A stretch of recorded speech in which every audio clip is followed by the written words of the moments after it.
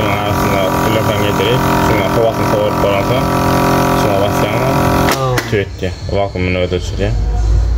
Tüyütüp ayırıyorum. Bunu. Burasını tükten söyle. Sen skors. Böyle skors da alalım. Seyel tane demek. Basacağım aşağı 3 sekundi. 1, 2, 3. Bunlar ne yapıp vakum aparadım olarak görünüş olup gittim. Bunların içinde özüne komplekt nemede bilenler bir zat bas neme plyonka söyle. Bu plionkanın yani şeyle yerine koyuyor. Bunlar kesiyancı tamam. Kesiyancı linyası mesela.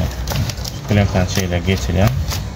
Aşağıdan onu tavarını mesela tavarını mesela salyan. Ya da sarmakan, yine tavan ölçüler aldım ama mesela tavan ölçülerini aldım. Bunu yapacağım. Onu çekeceğim. Tavan ölçülerini aldım. Çektim. Onu yapacağım mesela.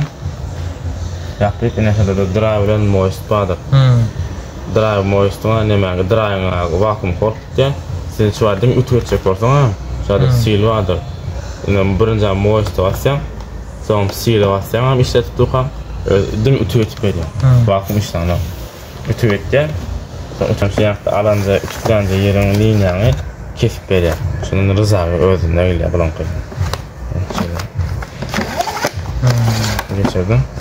Kesip veriyor. Rızağı özünde öyle bulan. Onu vakum edecek olsam, ne üç tane alan değerlerimi uçukluğu da bu alan üstten uçukluğum birinci son kesmedim mi biliyor musun? Sonra işte açık tarafım var yani. Açık tarafım şöyle ya da. Açık tarafım kalem koyacağım yine şeyle işte giydirdim lan. Şöyle yerine giydireceğim. Şöyle giydireceğim. Kapağını yapacağım. Yine böyle kulp vardır.